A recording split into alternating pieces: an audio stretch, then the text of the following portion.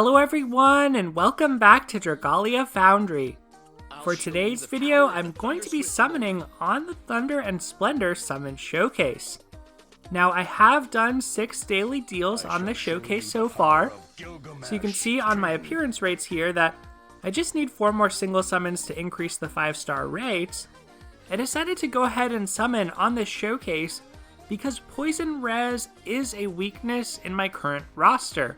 Now, I'd love to get Odetta or Albert, but even if I get the Wyrmprint, a Solitary Light, that's actually looking a lot better now that we got some confirmation of how dual Wyrmprints will work.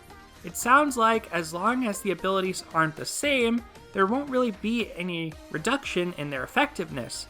So that would actually be pretty helpful to take some of my Curse Res characters into Poison Res content. So Albert looks good. Gilgamesh looks great because I don't have a 5-star light strength dragon or even mixed dragon like Liger.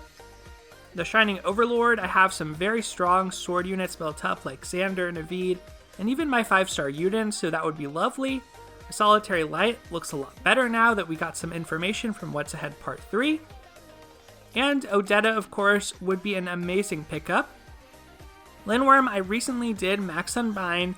I got a little bit hasty perhaps using Moonlight Stones, but I ultimately wanted to get the Manticore Mauler epithet from Void Battles, and by Max Unbinding my Lindworm on my Halloween Elisan, I was able to do that, so ultimately I think I'll eventually get a lot of duplicates of these 4 stars anyway, and I won't necessarily need all of those Moonlight Stones, so I think it's fine. And what a handful, I already have Max Unbound, so I hope to avoid that. New World Escort, not the greatest. I did get 1 Jacob in my daily deals, so that was very nice. We're going to go ahead and go into this with our single summons. Best case scenario here is we are able to break our pity rate just doing singles. That is all I really want to do today, is just break my pity rate. I don't want to splurge too much because it does seem like for half anniversary we're going to have Gala. There will be some login bonuses then, and that's all we really know so far. So I am expecting we'll get a nice bump in our Wyrmite and in our summon vouchers, which will be pretty helpful. But after that is when I think we could get another seasonal showcase, a spring wind theme showcase perhaps, something tied to Easter, and that is where I have that hunch that we'll get an alt of Eleonora. I'm not saying it's 100%, but the fact that it's a possibility makes me want to play a little bit more cautiously with my spending. It's just that this next showcase with shadow units, regardless of whether it's blindness res or paralysis res, I really don't need anything else. For blindness res, I have my Pietro, have Kleiman, and I have Berserker. And when it comes to paralysis res, I have Ieyasu, I have Sazanka, I have Cleo, I have Orion. I have a pretty wide selection of units there. I have Botan, some of whom are already at 40 nodes. So I think that either way, my shadow collection is fairly complete. So I'm not really worried about that showcase. Maybe if there is a really cool unit and I'm not inclined to pull on Gala, and we've gotten enough of those special rewards for half anniversary, maybe I'll summon on the last day of that showcase. But I don't think I'll really need to. Here we're going to get a 4-star. Please, let it be a sword. That would be great. Let's get Odetta right here. And it's going to be a dragon.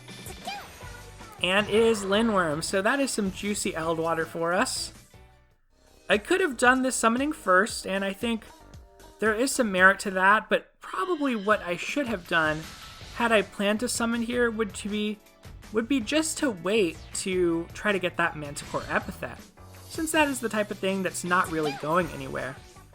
So far this is all looking like Eldwater. I am going past the point where I've upped my pity rate just because I'd rather spend these single summon tickets now and actually get to use all of my Wyrmite on future summoning. Potentially have to dip into our Wyrmite here, but hopefully not. So far, a lot of 3 stars, 1 4-star. We did get that 1 new Wyrmprint, the Davian Wetlands, but that is not a great Wyrmprint. We're going to get a Wellspring Imp. The possibilities with dual Wyrmprints are very exciting.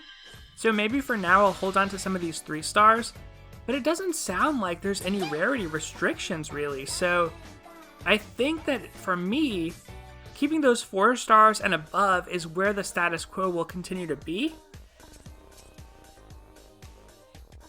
This Eldwater is going to also go toward promoting my Eleonora to 50 mana nodes. Since I've done that with Pietro and Mikoto, and I promoted my Yuden, Pietro, and Eleonora, I haven't had enough Eldwater left since I tend to be pretty conservative with selling my Wyrmprints. I haven't had enough Eldwater to actually get Eleonora to 50 mana nodes, but I'm fairly committed to it at this point, even though I have Luis, and unfortunately for Eleonora, Luis does have a better kit, I would say, and especially for high dragons with her higher HP, Overdrive Punisher, Strength Double buff. Eleonora really needs a little bit of a boost in her first ability, where she gets extra poison chance when her HP is full. Those types of abilities are some of the few that I think still lag behind. Another one that comes up often in these videos is Gauge Inhibitor, because whenever I get that Wyrmprint Forbidden Relic with Gauge Inhibitor, I comment that I really want to make it work, and we actually did some testing of that versus Void Manticore over on the Discord, and what we found was that is a possible good scenario because Void Manticore is always in overdrive. You want to delay that overdrive using Gauge Inhibitor. It really only delayed the overdrive by about 5 or 6 seconds, so it was not very effective, and this was nice, had it fully properly, another 4-star. And this was with 2 Rexes who have Gauge Inhibitor built in, both of whom had a Forbidden Relic Wyrmprint equipped, one of which was Max Unbound. So that is one of the really weaker abilities, I would say. That and those full HP equals ailment chance or affliction chance abilities. I think those are some of the things that the devs could look to improve in the future, hopefully. So mostly junk here. Not gonna lie, not a lot of great things, but always Eldwater's appreciated for me. Let's see where we're at now. So 9 more summons before increased 5-star rates. So we're gonna do 9 more, and if we're not able to get a 5-star within them, then we are going to switch over and start spending that Wyrmite. So here we have Fubuki.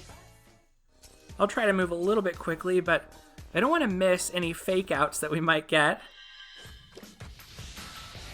Some of you asked, I recently posted a 5 tips for summoning success video in Dragalia Lost. Some of you asked how you can tell the rarity of what you're going to summon.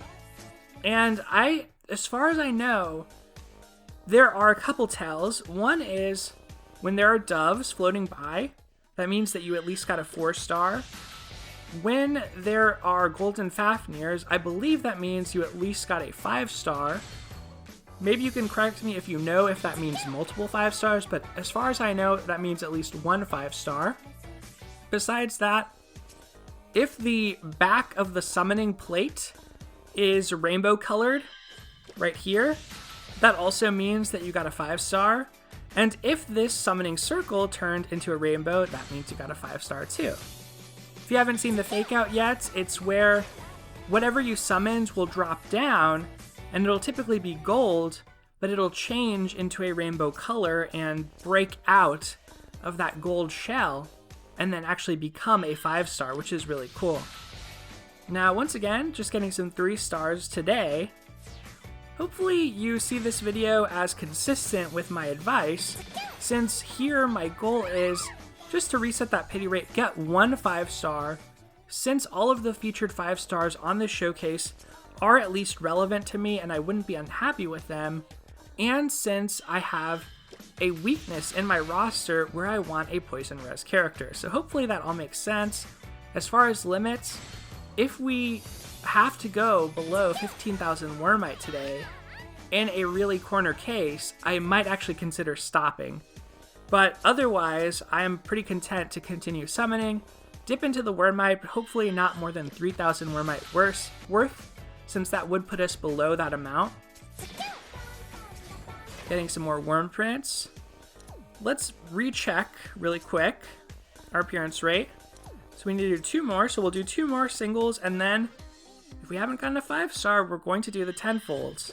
And at that point, we'll have had 2 pity rate increases, which means that circle should be pretty juicy and pretty lucrative for a 5-star to appear. Now there are some 3 stars I still don't have, so I do pay attention to these 3-star summons we get. I am looking for Marty, I am looking for Zhao Lei. Here we're going to get a 4-star with the doves. Will it transform into a 5-star? It actually did.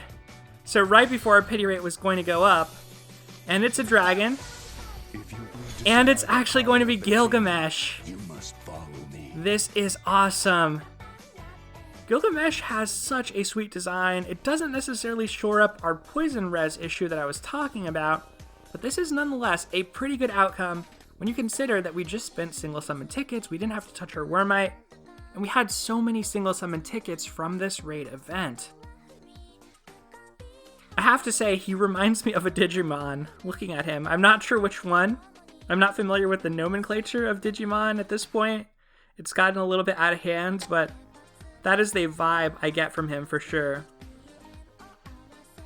As far as details go, Gilgamesh, of course, has an attacking skill, and then he has 35% strength to light adventurers with 15% shadow resistance.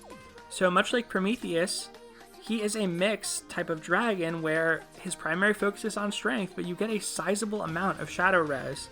And that could potentially be good in future content like High Zodiarch.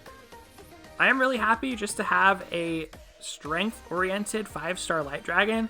Like I said, I recently max and bound that Lindworm, so technically that will provide a higher percentage of strength, but this makes so much more sense as a longer-term project, especially once we get to see what future content will look like. And he is really a sick-looking dragon, have to say. I'm glad that we do get some, I guess you could say he's sort of anthropomorphic, but I'm glad we still get some fairly draconic dragons every once in a while. But that is going to do it for this video, everyone. I will go ahead and sell off those 3-star dragons and worm prints, some of the 4 stars that were duplicates, and we'll see how much Eldwater we'll be able to get to. Hopefully we'll get to enough to where we are able to go ahead and finish the circles on my Eleonora. One of the cool things I was able to do recently that I've mentioned on the Discord is have all my adventurers at 30 mana nodes or above. And so now I'm starting to save up mana, and I'll probably use it to upgrade Kleiman if that's relevant, or upgrade Sazanka if that's relevant for the next event. Other than that, I've also been working on upgrading the levels of my adventurers where there are only 7 left who are not at max level. So this is going to happen in a matter of weeks, if not days. Really looking forward to rounding out my collection over time. Let's go ahead and go in here and level up our Gilgamesh right away. Let's see how close we can get. This seems about fine. I don't mind a little bit of excess. And we're going to slowly build up his bond level. Pretty hyped to get Gilgamesh off the showcase. Let me know how it's gone for you. I know a lot of you have posted already what your summoning experience was like. Did you go even further afterward? Are there any updates to your summoning? Are you planning on summoning on the showcase that's coming out with Accursed Archives? I would love to hear what you have to say. Thank you so much for watching. Take care, everyone, and I'll see you next time.